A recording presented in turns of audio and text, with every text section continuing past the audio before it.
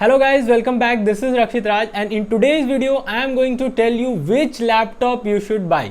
So मैंने देखा है कि अक्सर लोग सजेशंस देते हैं कि आपको ये लैपटॉप ले लेना चाहिए या ये लैपटॉप ले लेना चाहिए. सो गाइज इस वीडियो में मैं आपको सजेशंस के अलावा मैं आपको स्पेसिफिकेशन एक्सप्लेन करने वाला हूँ, क्योंकि मेरा ऐसा मानना है कि सजेशन से आप एग्जैक्टली परफेक्ट लैपटॉप अपने लिए नहीं ले सकते हो. सो पहले स्पेसिफिकेशन समझो अच्छे से कि कौन सा लैपटॉप लेना चाहिए या बेस्ट लैपटॉप के लिए आपको कौन सा स्पेसिफिकेशन नीडेड है. सो मैं आपको इस वीडियो में इन डिटेल बताऊंगा कि आपको एक लैपटॉप का स्पेसिफिकेशन कैसे चेक कर सकते हो आप. So guys first of all, laptop खरीदना एक इन्वेस्टमेंट होता है एज अ स्टूडेंट हमारे लिए. सो हमेशा लैपटॉप को वाइजली खरीदो एंड कोई भी सजेशन चाहे वो मैं ही क्यों ना दूं, सजेशंस के बाद पहले स्पेसिफिकेशन को अच्छे से खुद से चेक कर लो. इसीलिए मैं सारी चीज़ों को डिटेल में बताऊंगा ताकि तुम लोग खुद से भी एक बार चेक कर सको. So let's start our video. So guys ये वीडियो बहुत ही लंबा होने वाला है, सो प्लीज़ इस वीडियो को बीच में मत छोड़ के जाना. मैं हर एक टॉपिक को इन डिटेल्स कवर करने वाला हूं एंड यस ये वीडियो अपने सारे फ्रेंड्स के साथ भी शेयर करो, because as a college student हर को लैपटॉप की जरूरत पड़ती है. सो अगर आप सोच रहे हो कि टेक्निकल चीजें आपको समझ में नहीं आती है, सो आपको ये पार्ट समझ में नहीं आएगा, सो कोई बात नहीं, मैं बिल्कुल डिटेल्स में और इन बेसिक बताने वाला हूं. सो कुछ भी समझने में आपको कोई ज्यादा दिक्कत नहीं होने वाला है. सबसे पहले मेरा टिप ये है कि आप लोग को बहुत सारा लैपटॉप आपको शॉप्स में मिल सकता है. जो आपके सिटी में जो शॉप्स होंगे उसमें बहुत सारा लैपटॉप मिल सकता है, या फिर ऑनलाइन शॉपिंग पे भी मिल सकता है जैसे अमेजन हो गया या फ्लिपकार्ट हो गया. बट गाइज उस चीज़ में एक चीज़ का ध्यान रखना, शॉप्स में या फिर अमेजन या फ्लिपकार्ट में जो भी लैपटॉप्स होते हैं उसमें से बहुत सारा लैपटॉप जो होता है वो पिछले जनरेशन का भी होता है. सो उस चीज़ को ध्यान रखना कि वो लैपटॉप पुराना तो नहीं है, क्योंकि अगर आपको आइडिया नहीं रहेगा कि लैपटॉप को चेक कैसे किया जाता है, सो आप लोग बाय मिस्टेक उस पुराने लैपटॉप को भी ले सकते हो. सो दैट्स वाई सबसे बेटर रहेगा कि आप ऑनलाइन जिस भी कंपनी का लैपटॉप लेना चाहते हो उसके ऑफिशियल साइट पर जाकर सारा इंफॉर्मेशन चेक करो, क्योंकि ऑफिशियल साइट पर सिर्फ लेटेस्ट लैपटॉप्स ही दिखाया जाता है, पुराने लैपटॉप्स को नहीं शो किया जाता है. सो ये ऑनलाइन वाला मैं इसलिए बोल रहा हूँ क्योंकि जब मैंने पिछले वीडियो में मैक वर्सेस विंडोज़ का बताया था तो बहुत सारे लोग ने मुझे बोला था कि मैक जो है अमेजन पे 72,000 में भी अवेलेबल है एंड आप 92 बोल रहे हो. सो गाइज वो जो मैक था वो पिछले ईयर का था. सो दैट्स वाई मैं बोल रहा हूँ कि पिछला लैपटॉप भी रहता है, क्योंकि उनके पास स्टॉक में पड़ा रहता है तो वो अभी भी सेल होता है. तो दैट्स वाई पहले लेटेस्ट को चेक कर लेना. एंड यस अगर आपका बजट कम है तो मे बी आप पिछले जनरेशन का भी ले सकते हो, वो एक अलग पॉइंट है. बट अगर आप लेटेस्ट लेना चाहते हो तो पहले ऑफिशियल साइट पर सारे चीज को चेक कर लो एंड इस वीडियो को प्लीज इन डिटेल लास्ट तक देख लो. सो बहुत सारे लोगों का शौक होता है कन्वर्टेबल या स्क्रीन टच लैपटॉप लेना. सो गाइज अगर मैं बोलूं तो स्क्रीन टच या कन्वर्टेबल लैपटॉप तभी लेना अगर यूज करने वाले हो तो, क्योंकि अक्सर होता यह है कि लोग स्क्रीन टच या कन्वर्टेबल लैपटॉप ले लेते हैं बट उसे यूज नहीं करते हैं. सो उस अकॉर्डिंग देखा जाए तो स्क्रीन टच और कन्वर्टेबल लैपटॉप में कुछ प्रॉब्लम होती है. So that's why normal laptop ज़्यादा प्रीफर किया जाता है. सो अगर यूज करना होगा तभी कन्वर्टेबल या स्क्रीन टच लेना. सो कन्वर्टेबल और स्क्रीन टच में प्रॉब्लम क्या होता है? सो फर्स्ट ऑफ ऑल वो लैपटॉप जो है थोड़ा सा ज़्यादा कॉस्टली होता है परफॉर्मेंस के बेसिस पर, मतलब उसी प्राइस में आपको बेटर परफॉर्मेंस मिल सकता है अगर आप स्क्रीन टच या कन्वर्टेबल लैपटॉप नहीं लेते हो तो. एंड सेकेंड चीज़ ये है कि जो कन्वर्टेबल लैपटॉप होता है वो लो रेंज वाले जो लैपटॉप्स होते हैं उसमें हिंज का जो प्रॉब्लम होता है वो काफ़ी ज़्यादा देखा जाता है. हाई रेंज में ये चीज़ ज़्यादा फेस करने को नहीं मिलता है, बट जो लैपटॉप लो रेंज वाले होते हैं उसमें हिंज का प्रॉब्लम काफ़ी ज़्यादा होता है. सो लैपटॉप लेने से पहले यूट्यूब पर उसका रिव्यू जरूर चेक कर लो, उसका फिजिकल सिग्निफिकेंस जरूर चेक कर लेना. सो गाइज लैपटॉप खरीदने से पहले आपको 5-6 चीज़ों को ध्यान देना पड़ता है, जैसे प्रोसेसर हो गया, ग्राफिक्स हो गया, बैटरी है, डिस्प्ले हो गया, कीबोर्ड हो गया, हार्ड डिस्क हो गया. सो इन सब पार्ट्स को आपको ध्यान देना पड़ता है. तो सबसे पहले मैं एक्सप्लेन करने वाला हूं प्रोसेसर को. सो गाइस प्रोसेसर जो है वो लैपटॉप का सबसे कॉम्प्लिकेटेड पार्ट हो सकता है चूज करने के लिए. सो दैट्स वाई सबसे लंबा ये प्रोसेसर जाने वाला है. प्रोसेसर के बाद चीजें काफी जल्दी खत्म हो जाएगी, पर सबसे पहले प्रोसेसर. सो गाइज मार्केट में आपको दो तरह का प्रोसेसर देखने को मिलने वाला है। सबसे फर्स्ट है इंटेल का एंड सेकंड है राइजन। सो इंटेल के बारे में मोस्ट ऑफ द लोग ऑलरेडी जानते हैं एंड राइजन के बारे में मैं कुछ छोटी सी पार्ट को मैं डिस्कस करने वाला हूं जो लैपटॉप के लिए स्पेसिफिक है। सो सबसे पहले इंटेल पर चलते हैं। सो मोस्ट ऑफ द लोग इंटेल बाई करना प्रीफर करते हैं। सो इंटेल में थोड़ा कंफ्यूजन ज्यादा है, सो इंटेल को अच्छे से समझने का कोशिश करो। सो सबसे पहला जो लैपटॉप प्रोसेसिंग का जो पार्ट आता है वो है i3, i5, i7, i9 etcetera. सो ये सब जो है सबसे पहले देखा जाता है। सो इसमें और भी कुछ होते हैं, ड्यूअल कोर भी होता है, पेंटियम भी होता है, बट वो सब पुराना हो गया है। सो प्लीज उसको बाई मत करना, वो बहुत ज्यादा स्लो होता है, वो बहुत पहले का जनरेशन है। वैसे आपको ऊपर के लैपटॉप में मिलने वाला भी नहीं है, बट यस अगर आप 25,000 30,000 के लैपटॉप पे अगर जा रहे हो सो उस प्राइस रेंज में अभी भी पेंटियम देखने को मिलता है। So guys as you know कि जैसे जैसे आपका लेवल ऊपर बढ़ता जाएगा वैसे वैसे आपका प्रोसेसर का परफॉर्मेंस बेटर होते जाता है। सो सबसे बेटर ऑब्वियसली i9 है, फिर i7 है। सो मोस्ट ऑफ द लोग जो है i5 और i7 प्रीफर करते हैं। सो यस मैं कॉलेज के पॉइंट ऑफ व्यू से एक चीज मैं जरूर बोलना चाहूंगा कि कॉलेज में एट लीस्ट ट्राई करो कि i5 लैपटॉप को जरूर लो, क्योंकि i5 से नीचे का जो लैपटॉप होगा ना उसमें बहुत बार आपका प्रोसेसिंग स्लो हो जाएगा एंड आपका काम रुक सकता है। अगर बजट लो है तो आपके पास ऑप्शन नहीं है, बट नॉर्मली ट्राई करो i5 से ऊपर लेने का, या तो i5, i7, i9 whatever. And yes no Pentium. जो भी 30,000 के अराउंड लैपटॉप लेने वाले हैं प्लीज डोंट बाय पेंटियम, मैं बताऊंगा क्या लेना है। सो i5, i7 देखने के बाद लोग अक्सर छोड़ देते हैं। सो गाइज इसके बाद एक और चीज है जो कि बहुत ज्यादा इंपॉर्टेंट है, वो है आपका जनरेशन। सो प्रोसेसर जो है वो हर साल नए नए जनरेशन का आता है। मैंने जो बाई किया था एक साल पहले वो मेरा 8th जनरेशन का था। अभी जो प्रेजेंटली चल रहा है इन 2020 वो है 10th जनरेशन। सो 8th जनरेशन आप तभी प्रिफर करो दिस ईयर अगर आपका बजट लो है तो, वरना 10th जनरेशन ही आपको लैपटॉप मोस्टली मिलने वाला है। इसीलिए मैंने बोला था कि शॉप्स में ध्यान रखना, बिकॉज शॉप में पुराना लैपटॉप भी रहता है। सो उस केस में आप ध्यान नहीं दोगे तो आपको गलत लैपटॉप भी मिल सकता है। जितना ज्यादा जनरेशन है आपका प्रोसेसर उतना ज्यादा अच्छा है। So definitely try to buy 10th generation. But yes मैं क्योंकि 10th जनरेशन बोल रहा हूं, so presently most of the gaming laptop में 10th जनरेशन यूज नहीं हो रहा है। अगर मैं लैपटॉप 80,000 या 1 लाख के अंडर की बात करूं तो 1 लाख के प्लस में मे भी हो, बट अभी मैं अंडर 1 लाख की बात कर रहा हूं। सो 1 लाख के अंदर गेमिंग लैपटॉप जो भी अवेलेबल है उन सब में मोस्टली 9th जनरेशन का i7 या i9 प्रोसेसर आपको मिल सकता है। बाकी नॉर्मल लैपटॉप में आपका 10th जनरेशन आ चुका है, बट गेमिंग लैपटॉप में अभी भी 9th जनरेशन ही है प्रेजेंटली। सो अब आता है पॉइंट कि आपको पता कैसे चलेगा कि लैपटॉप कौन से जनरेशन का है। सो ये क्वेश्चन स्पेशली उन लोगों के लिए है जो कि शॉप पर जाकर लैपटॉप चेक कर रहे हैं, या फिर आपके पास अगर पहले से लैपटॉप है आपको जानना है कि आपका लैपटॉप किस जनरेशन का है। सो गाइज लैपटॉप का जनरेशन जानने का दो तरीका होता है। अगर आपका 8th जनरेशन रहेगा तो वो लिखा रहेगा i5 8th जनरेशन या i7 8th जनरेशन। सेकंड तरीका है जो कि बेस्ट वे है लैपटॉप का जनरेशन देखने का, प्रोसेसर का नंबर होता है। आपका जहां पर i5 या i7 लिखा रहेगा वहां पे इस तरह का प्रोसेसर का आपका नंबर लिखा रहता है। सो इस नंबर का जो पहला डिजिट होता है वो आपका जनरेशन शो करता है। 10th जनरेशन के लिए पहला 2 डिजिट। सो 4 डिजिट का नंबर होगा, 4 या 5 डिजिट का नंबर होता है, उसमें पहला डिजिट आपका जनरेशन शो करता है। अगर 9 से स्टार्ट हो रहा है दैट मींस 9th जनरेशन है, 10 से स्टार्ट हो रहा है दैट मींस 10th जनरेशन है। सो इस तरह से आप चेक कर सकते हो कि आपके लैपटॉप में कौन सा जनरेशन का प्रोसेसर लगा है, या फिर आप जो दुकान में बाई करने जा रहे हो वो किस जनरेशन का लैपटॉप है। नेक्स्ट जो प्रोसेसिंग में जो आपको देखना रहता है वो है U&H type of processor. So guys वैसे इस चीज में आपको ज्यादा दिमाग लगाने की जरूरत नहीं है, फिर भी ये प्रोसेसर का पार्ट है तो मैं एक्सप्लेन कर देता हूं।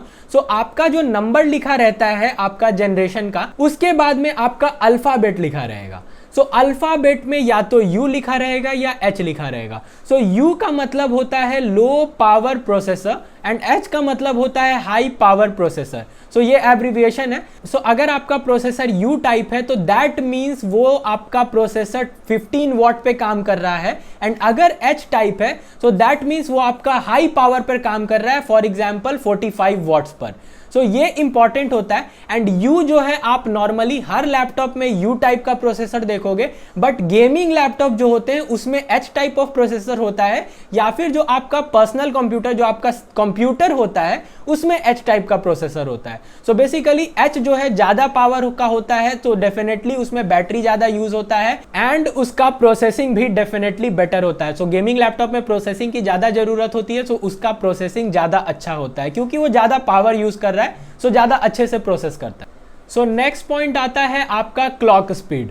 So guys clock speed laptop में आप देखोगे लिखा रहता है प्रोसेसर के बाद आपका क्लॉक स्पीड भी लिखा रहता है। फॉर एग्जाम्पल 1.3 गीगाहर्ट्ज, 1.6 गीगाहर्ट्ज, 1.8 या 4 गीगाहर्ट्ज, 3.8 गीगाहर्ट्ज। सो ये सब जो होता है वो आपका प्रोसेसिंग स्पीड होता है, या आप फ्रीक्वेंसी कह सकते हो। सो लैपटॉप का जब आप स्पेसिफिकेशन चेक करोगे तो प्रोसेसिंग स्पीड में आपको दो चीजें दिखाई देगी, एक होगा बेस फ्रीक्वेंसी, दूसरा होगा टर्बो बूस्ट फ्रीक्वेंसी या फिर ओवरक्लॉक। सो इस तरह का नाम रहता है। सो आपका प्रोसेसर दो तरह से काम करता है। सबसे पहला नॉर्मली जो लैपटॉप काम करेगा वो आपके बेस फ्रीक्वेंसी पर काम करेगा, बट अगर आपको ज्यादा जरूरत पड़े या फिर आपका प्रोसेसिंग ज्यादा काम करना है आपको, देन आपका इंटेल का एक टेक्नोलॉजी होता है जिसको हम लोग टर्बो बूस्ट टेक्नोलॉजी करते हैं, तो उसकी वजह से आपका प्रोसेसर ओवरक्लॉक करता है एंड आपका जो फ्रीक्वेंसी है वो बढ़ जाता है। सो ये मैं बस थोड़ा सा एक्सप्लेन कर दिया, बट आपके लिए जो इंपॉर्टेंट ये है कि जितना ज्यादा आपका फ्रीक्वेंसी रहेगा, जो बेस फ्रीक्वेंसी रहेगा या आपका ओवरक्लॉक फ्रीक्वेंसी रहेगा, जितना हाई रहेगा आपका प्रोसेसिंग उतना ज्यादा अच्छा होगा। सो नॉर्मल अगर मैं डे टू डे यूज की बात करूं तो मोस्ट ऑफ द लैपटॉप जो है बेस फ्रीक्वेंसी पर ही काम करेगा, बट अगर आप गेम कर रहे हो, वीडियो एडिटिंग कर रहे हो या इस तरह के कोई हाई पावर वाला काम कर रहे हो तो उसमें आपका ओवरक्लॉक करता है। सो अब क्वेश्चन ये है कि आपको कौन सा फ्रीक्वेंसी का लैपटॉप लेना चाहिए। सो गाइज मैंने बहुत सारा लैपटॉप मैंने देखा था जो 70,000 का भी था एंड उसका बेस फ्रीक्वेंसी जो है वो 1 गीगाहर्ट्ज था या 1.2 गीगाहर्ट्ज इस तरह से करके था। सो डेफिनेटली इतना लो बेस फ्रीक्वेंसी लैपटॉप अच्छा नहीं है, क्योंकि लैपटॉप हमेशा ओवरक्लॉक में काम नहीं करता है। Most of the time laptop base frequency में काम करता है, तो बेस फ्रीक्वेंसी हमेशा ट्राई करो 1.5 गीगाहर्ट्ज के ऊपर ही लेने का। एंड ओवरक्लॉक फ्रीक्वेंसी जो रहता है या बूस्ट फ्रीक्वेंसी जो होता है वो आपका 3.8 से लेकर 4.6 के आसपास कुछ भी हो सकता है। फॉर एग्जांपल मैं अगर अपने लैपटॉप की बात करूं तो मेरा बेस फ्रीक्वेंसी जो है वो 1.8 गीगाहर्ट्ज है एंड मेरा ओवरक्लॉक फ्रीक्वेंसी जो है वो मेरा 4.6 गीगाहर्ट्ज है। सो आपका जितना ज्यादा फ्रीक्वेंसी रहेगा आपका लैपटॉप का प्रोसेसिंग उतना ज्यादा अच्छा होगा। बट यस ये चीज जो है वो आपके बजट पर भी डिपेंड करता है। मैं जितना ज्यादा बोला हूं इसके लिए आपको काफी महंगा लैपटॉप पर जाना पड़ेगा, फॉर एग्जाम्पल 70,000 के अप्रॉक्स जाना पड़ेगा। बट अगर आपका 50,000 से कम है तो आपका फ्रीक्वेंसी कुछ कम होगा। बट यस आपको उस चीज को चेक करना पड़ेगा एंड जब भी लैपटॉप लो तो हमेशा बाकी लैपटॉप को कंपेयर कर लो जो कि सेम प्राइस में है। सो दैट्स वाई आपको पता चल जाएगा कि किस लैपटॉप का फ्रीक्वेंसी या बाकी चीजें जो है वो किसका ज्यादा एंड किसका कम है। सो नेक्स्ट जो आपको लैपटॉप प्रोसेसिंग में चेक करना है वो है आपका कैच डेटा। सो कैच डेटा जो है वो आपका मोस्ट प्रोबेबली 4 MB, 6 MB या 8 MB लिखा रहता है प्रोसेसर के बगल में। तो यहां पर जो मैं फोटो डाल रहा हूं इसको चेक कर लेना, इसी तरह से वहां पर लिखा रहता है। सो उस चीज में आपका जितना ज्यादा MB रहेगा कैच डेटा उतना ज्यादा आपका लैपटॉप इफिशिएंट रहता है। एंड यस ये चीज भी आपके प्राइस पे डिपेंड करती है। आप जैसे जैसे ऊपर जाओगे उस तरह से आपका MB भी इंक्रीज करते जाएगा। अगर आप 50,000 से नीचे रहोगे तो मोस्ट प्रोबेबली आपको 4 MB डेटा ही मिलता है कैच का। सो लास्ट पॉइंट जो है प्रोसेसिंग का वो है नंबर ऑफ कोर। तो जब आप लैपटॉप का प्रोसेसर चेक करोगे तो आप लोग एक चीज देखोगे कि वहां पर नंबर ऑफ कोर भी लिखा रहता है। सो कोर का मतलब क्या है? सो सबसे पहले मैं आपको यह बता दूं कि कोर का बेसिक मतलब क्या होता है। सो फॉर एग्जांपल आप एक चीज समझो कि आपका लैपटॉप के पास पोटेंशियल है 100% काम करने का एंड उस 100% को अगर आप एक ऐप चला दोगे तो टोटल 100% आपका जो प्रोसेसिंग है वो उसी चीज में लग जाएगा। सो दैट्स वाई लैपटॉप को जो है वो कोर्स में डिवाइड किया जाता है। फॉर एग्जाम्पल 4 कोर, 6 कोर या 8 कोर, जिसको आप लोग क्वाड कोर बोलते हो या ऑक्टा कोर बोलते हो। सो उसको कोर में डिवाइड किया जाता है ताकि आप मल्टीपल टास्किंग कर सको साथ में। फॉर एग्जांपल आप एक काम करोगे उसके लिए एक कोर को यूज किया जाएगा, फिर आप दूसरा काम करोगे तो दूसरा कोर यूज होगा। सो जितना ज्यादा आप मल्टीटास्किंग करना चाहते हो या जितना बेटर लैपटॉप लेना चाहते हो उसके according number of core definitely ज्यादा लो। मेरा भी लैपटॉप जो है 8 कोर का नहीं है, मेरा भी 6 कोर का लैपटॉप है। सो वो आप पे का डिपेंड करता है प्राइस पर कि कितना प्राइस का लैपटॉप है, उस पर आपका कौन सा कोर आ सकता है। एंड 8 कोर जो होता है वो बहुत ही ज्यादा कॉस्टली होता है। सो 8 कोर के लिए आपको काफी हाई प्राइस पर जाना पड़ेगा। सो ये सारी चीजें थी। अगर आप एक इंटेल का प्रोसेसर ले रहे हो तो आपको इन सारी चीज को ध्यान में रखना है। सो अब आते हैं अगर आप एक AMD का प्रोसेसर लेने वाले हो तो। सो गाइस जिनका बजट 40,000 के अंडर है या 40 के अप्रॉक्स है वो इस पार्ट को जरूर देखना। एंड अगर बाकी लोग को AMD का नहीं लेना है तो आप कुछ दूर फॉरवर्ड कर दो। सो AMD का जो प्रोसेसर है वो मोस्टली आपका PC में यूज होता है। एंड सेकंड चीज ये है कि AMD के लिए आपके पास ज्यादा ऑप्शंस नहीं है, बहुत ही सेलेक्टेड है। थर्ड चीज ये है कि AMD आपका लो कॉस्ट में ज्यादा इफेक्टिव होता है। एंड लैपटॉप के केस में आपको लो वेरिएंट में ही ज्यादा AMD देखने को मिलेगा। हाई में रहता है पर काफी कम रहता है। एंड लो के अकॉर्डिंग मैं बोलूं तो बहुत ही अच्छा प्रोसेसर है, इंटेल से भी ज्यादा अच्छा है। एंड इस प्रोसेसर का अगर आप कोई भी रिव्यू एंड कुछ भी कंपैरिजन देखोगे नेट पर, सो पॉइंट ये है ये प्रोसेसर लो कॉस्टली होता है एंड बहुत ही अच्छा प्रोसेसर होता है। सो हाई वेरिएंट में डेफिनेटली इंटेल आगे होता है, बट यस AMD और इंटेल दोनों का अपना अपना स्पेसिफिक फील्ड है। जो आपका AMD है उसका बेस फ्रीक्वेंसी बहुत ही ज्यादा होता है, मैंने अभी अभी बताया बेस फ्रीक्वेंसी क्या था। एंड जो आपका इंटेल है उसमें आपका मल्टीपल टास्किंग के टाइम जो ओवरक्लॉक होता है वो काफी अच्छा होता है। सो बहुत सारे लोग इंटेल प्रीफर करते हैं, सो इसीलिए AMD का ज्यादा उतना वेरिएंट आता नहीं है लैपटॉप में। एंड इनफैक्ट मैं बोलूं तो डेल का तो AMD का मॉडल भी मुझे नहीं मिला नेट पर, डेल में सिर्फ इंटेल आता है। तो बाकी HP में या फिर लियोनोवो में एंड बाकी जो कंपनीज हैं उसमें आपको AMD का प्रोसेसर मिल जाएगा। एंड AMD का प्रोसेसर का पूरा नाम है AMD Ryzen उसको कहते हैं। सो प्रोसेसर के सजेशन पर चलता हूं।